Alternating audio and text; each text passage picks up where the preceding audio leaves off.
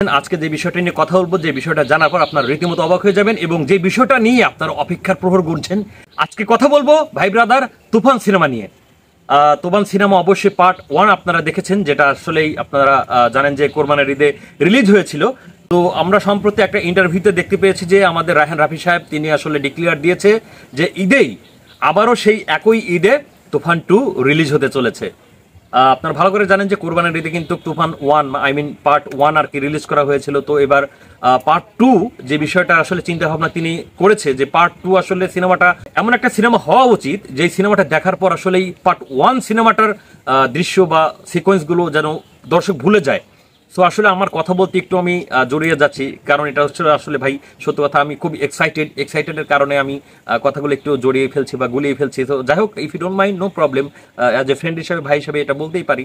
So যেহেতু আমরা সাকিবিয়ান, তো সাকিব খানকে নিয়ে কথা বলতে গেলে এটা হবেই। সো এখন যেটা বলতে চাই, এক্সাইটেড মুভমেন্ট নিয়ে আমরা খুবই বসে আছি, আগ্রহ নিয়ে, যে আমাদের দুই বাংলার ভাইজান নাম্বার 1 সুপারস্টার সাকিব খান অভিনীত তুফান পার্ট 2 সিনেমাটা কবে আসছে এবং কে কে থাকছে এই সিনেমাতে ভিলেন হিসেবে, এবং এই সিনেমার আসলে নায়িকা কে থাকছে, কো আর্টিস্ট হিসাবে আমাদের দুই বাংলার ভাইজান নাম্বার 1 সুপারস্টার সাকিব খানের বিপরীতে কে কে অভিনয় করছে। আপনারা জানেন যে ইতিমধ্যে যে তুফান পার্ট 1 যে ছিল, নাবিলা ছিল, তাছাড়া আপনার মিমি চক্রবর্তী ছিল। তো এছাড়াও এখন আমরা যে তুফান পার্ট 2-তে অনেকেরই আগ্রহ যে আমরা একটু নতুনত্ব চাই, মানে নতুনত্ব মডেল বা অ্যাক্ট্রেস যদি থাকে আমাদের দুই বাংলার ভাইজান নাম্বার 1 সুপারস্টার সাকিব খানের পাশে, তাহলে সেই ক্ষেত্রে হয়তো আর একটু জমবে। আবার মিমি চক্রবর্তী থাকলে বড় আমাদের কোনো প্রবলেম নেই, I have no idea. So এখন আপনাদের অনেকের প্রবলেম থাকতে পারে। তো আমি যেটা আসলে বলতে চাই বিষয়টা হচ্ছে যে যেহেতু আমাদের রায়হান রাফি সাহেব ডিক্লেয়ার দিয়েই দিয়েছে যে দুই বাংলার ভাইজান নাম্বার 1 সুপারস্টার সাকিব খান অভিনীত তুফান পার্ট 2 সিনেমাটা সেই ঈদেই আসছে যেই ঈদে রিলিজ হয়েছিল চ্যাপ্টার 1।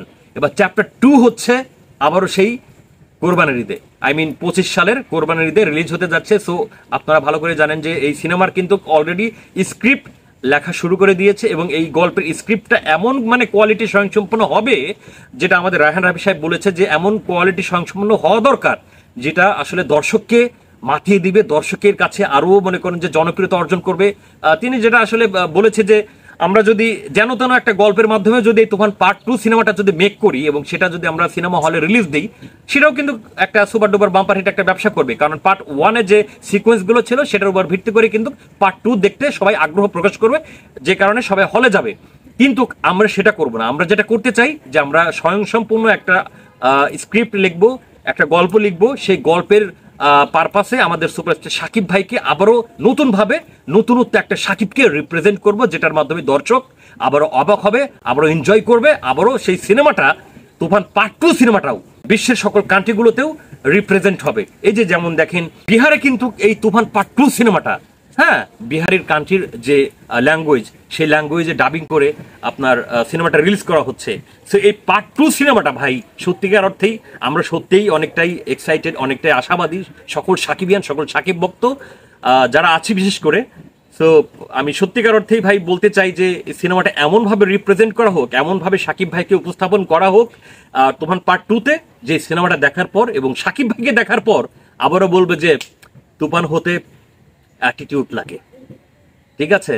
তো বরাবরই একটা কথাই আসলে বলার ছিল ভাই ব্রাদার, যে আমরা দুই বাংলার ভাইজান নাম্বার 1 সুপারস্টার সাকিব খান অভিনীত সকল সিনেমার পাশে আছি, ছিলাম, থাকবো। এবং আপনারা যারা নতুন আমাদের ভিডিওটি দেখলেন তারা অবশ্যই চ্যানেলটিতে সাবস্ক্রাইব, এবং যারা ফেসবুক থেকে দেখলেন তারা অবশ্যই ফেসবুক পেজটিতে লাইক, কমেন্ট এবং ফলো দিয়ে আমাদের পাশে থাকবেন। আর যাবার আগে একটা কথাই বলতে চাই, যতদিন আছে দেহে প্রাণ ততদিন বলবো চিত্রনায়ক সাকিব খানের গুণগান। সো ভালো থাকবেন, সুস্থ থাকবেন এবং মন্দ হতে বিরত থাকবেন। ধন্যবাদ সবাইকে। আসসালামু আলাইকুম রহমতুল্লাহি আবার।